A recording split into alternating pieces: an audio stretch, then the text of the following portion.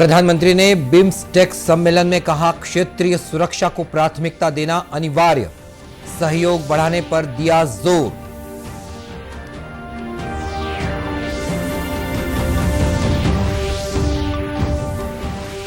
प्रधानमंत्री के परीक्षा पे चर्चा कार्यक्रम में बिलासपुर के 2 विद्यार्थी होंगे शामिल।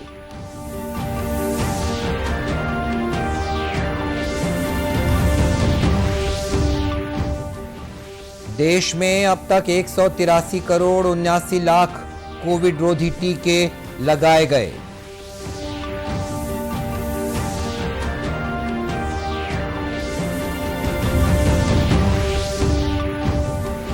और भिलाई इस्पात संयंत्र में आजादी का अमृत महोत्सव के तहत शिल्पकला पर राष्ट्रीय कार्यशाला का हो रहा है आयोजन।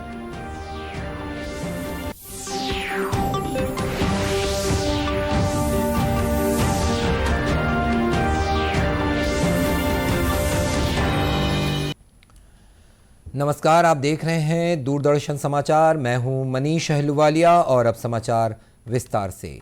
प्रधानमंत्री नरेंद्र मोदी ने बंगाल की खाड़ी को संपर्क, समृद्धि और सुरक्षा का सेतु बनाने का आह्वान किया है। उन्होंने कहा कि क्षेत्रीय सहयोग विश्व के मौजूदा परिदृश्य में सबसे बड़ी प्राथमिकता बन गया है।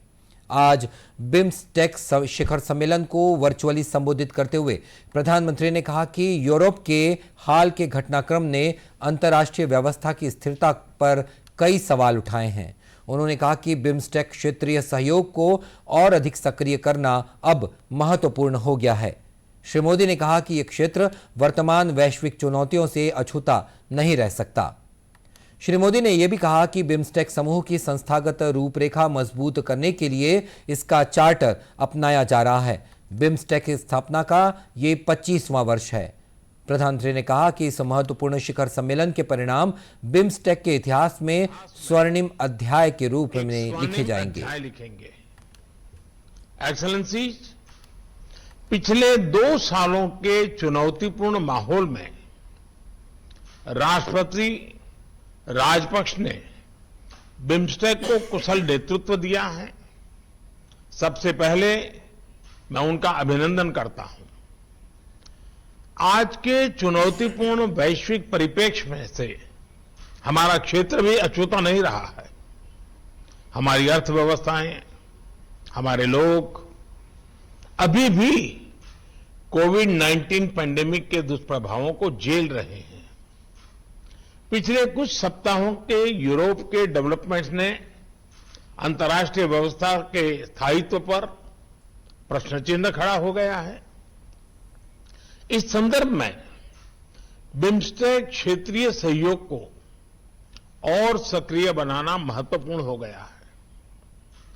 हमारी क्षेत्रीय सुरक्षा को अधिक प्राथमिकता देना भी अनिवार्य हो गया है। एक्सेलेंसीज, आज हमारे बिम्स्टेक चार्टर को एडॉप्ट किया जा रहा है। एक संस्थागत आर्किटेक्चर की ओर हमारे प्रयासों के लिए एक महत्वपूर्ण कदम है।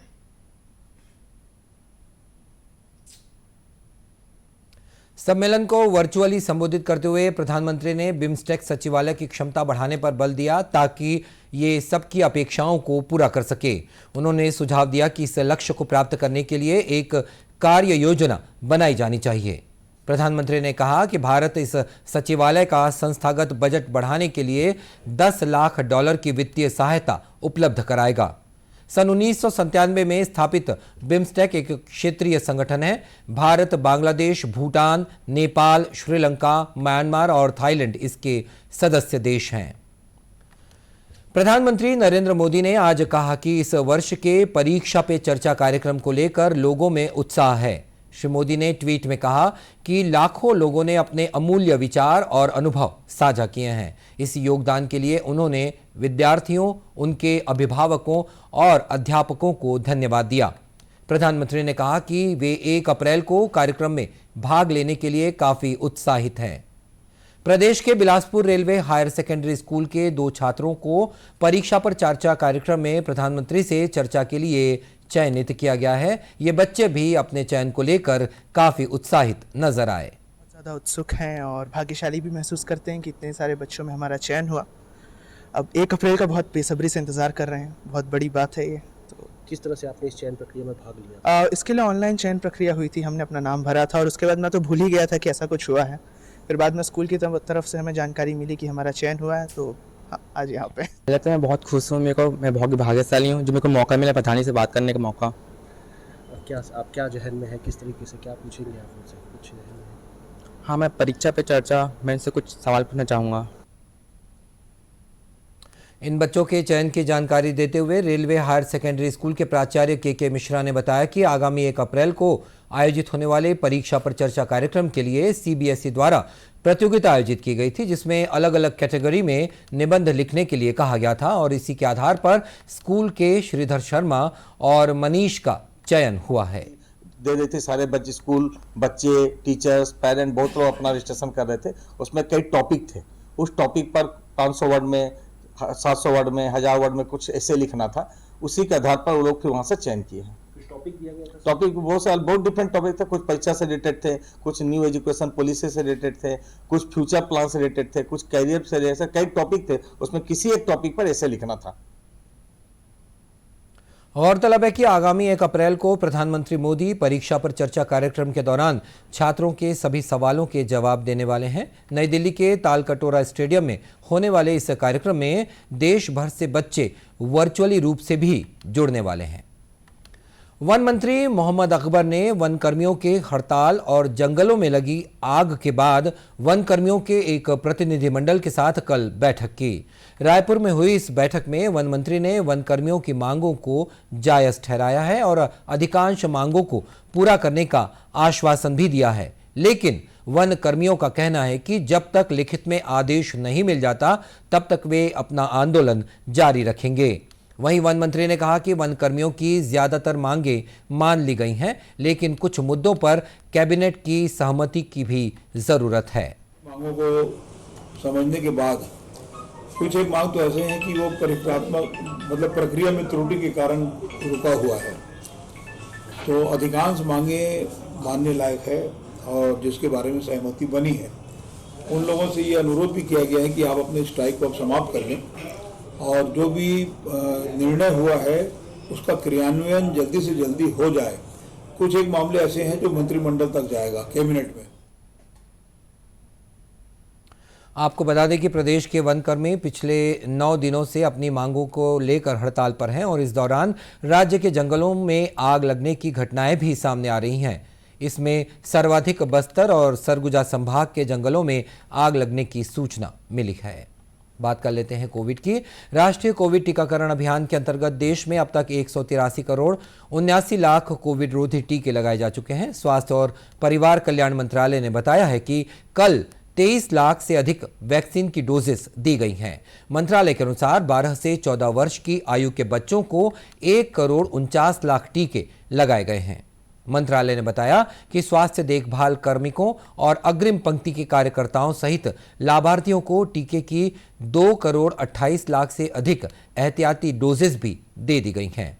इधर प्रदेश में कल 9043 सैंपल्स की जांच की गई, जिसमें से 27 व्यक्ति कोरोना संक्रमित पाए गए। इसी के साथ प्रदेश में औसत पॉजिटिविटी दर 0.30% पहुंच गई है। 17 जिलों में कोरोना का कोई भी नया मामला सामने नहीं आया है। युवाओं को आजादी के नायकों के बारे में बताने और उससे जुड़ी यादों को संजोने के लिए देश में आजादी का अमृत महोत्सव मनाया जा रहा है। महोत्सव के दौरान देश भर में विभिन्न विधाओं में कार्यक्रम आयोजित किए जा रहे हैं। भिलाई इस्पात संयंत्र भी आजादी का अमृत महोत्सव के तहत शिल्प कला पर राष्ट्रीय कार्यशाला का आयोजन कर रहा है। बीएसपी के अधिशासी निदेशक के सिंह ने कहा कि ललित कला अकादमी द्वारा राष्ट्रीय स्तर पर की शिल्पकला भिलाई में पहली बार लगाई जा रही है। 8 दिवसीय इस शिल्पकला में देश भर से 20 कलाकार आजादी के महानायकों की प्रतिमाएं गढ़ रहे हैं। देश इस समय आज़ादी का अमृत महोत्सव मना रहा है। आज़ादी के उत्सव में सबकी भागीदारी होनी चाहिए और यहाँ पे ये कार्यशाला ललित कला अकादमी के माध्यम से की जा रही है, जिसमें सारे हमारे शिल्पकारों की भागीदारी दिखाई जा रही है और शिल्पकार यहाँ भारत के कोने कोने से आकर एक साथ रहकर यहाँ पे कुछ ऐसे हमारे स्वतंत्रता से संबंधित जितने लोग हैं, जितनी घटनाएं हैं, उन पे आधारित शिल्पकला का निर्माण कर रहे हैं। केवल इतना ही नहीं, इस कार्यशाला में देश भर से आए शिल्पकार लोगों को शिल्पकला का प्रशिक्षण भी दे रहे हैं। प्रशिक्षण प्राप्त करने वाले लोगों का कहना है कि उन्हें कार्यशाला में विभिन्न क्षेत्रों की शिल्पकला एक ही जगह सीखने को मिल रही है। अलग अलग जगह से हैं, तो इनसे सीखने के लिए हमें बहुत सी चीज़ें मिल रही है। हर कलाकार अपनी एक नई कलाकृति निकालता है। किसी की टेक्सचर्स अलग होते हैं, कोई अपना संस्कृति के हिसाब से काम करता है, तो हमें हर कलाकार से नई नई चीज़ें सीखने को मिलती है।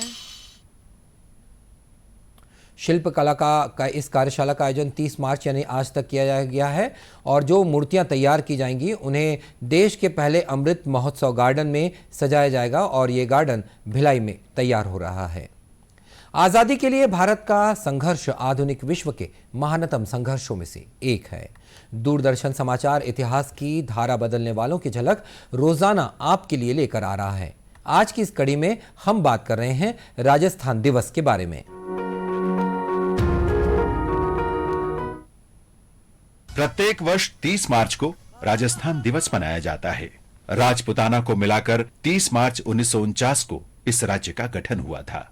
राज्य का सबसे बड़ा शहर होने के नाते जयपुर को राजस्थान की राजधानी घोषित किया गया। देश की आजादी के बाद भारत को एकजुट और संगठित करने का काम सरदार वल्लभ भाई पटेल के नेतृत्व में शुरू किया गया। 17 मार्च 1948 को भारत सरकार ने भरतपुर और अलवर का नेतृत्व संभाल लिया, क्योंकि दंगाग्रस्त इन रियासतों के शासक वहां शांति स्थापित करने में विफल रहे थे। निकटवर्ती क्षेत्र करौली और धौलपुर भी मत्स्य संघ के गठन के लिए साथ आने पर सहमत हो गए। 25 मार्च 1948 को दक्षिण और दक्षिण पूर्व राजपुताना के 10 और क्षेत्र कुशलगढ़, बांसवाड़ा, कोटा, बूंदी, झालावाड़, टोंक, शाहपुरा, प्रतापगढ़, डूंगरपुर और किशनगढ़ भी पूर्वी राजस्थान के नाम से एक अलग संघ के गठन के लिए साथ मिल गए।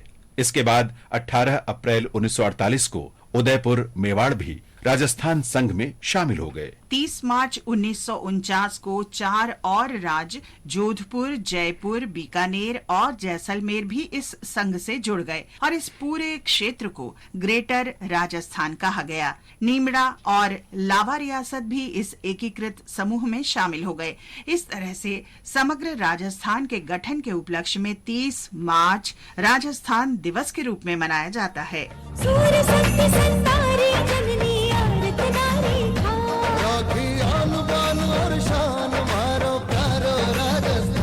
15 मई 1949 को मत्स्य संघ ग्रेटर राजस्थान में मिला लिया गया और इस परिसंघ को ग्रेटर राजस्थान के संयुक्त राज्य का नाम दिया गया। सिरोही राज 26 जनवरी 1950 को इस परिसंघ में शामिल हुआ और ये परिसंघ संयुक्त राजस्थान कहलाया। राज्य पुनर्गठन समिति के प्रस्ताव पर अजमेर मेरवाड़ा क्षेत्र का भी नवंबर 1956 में राजस्थान में विलय हो गया। मध्य प्रदेश की भानपुरा तहसील और गुजरात के अबू तहसील का भी उस समय राजस्थान में विलय हुआ था और इस तरह से वर्तमान के राजस्थान राज्य का उदय हुआ।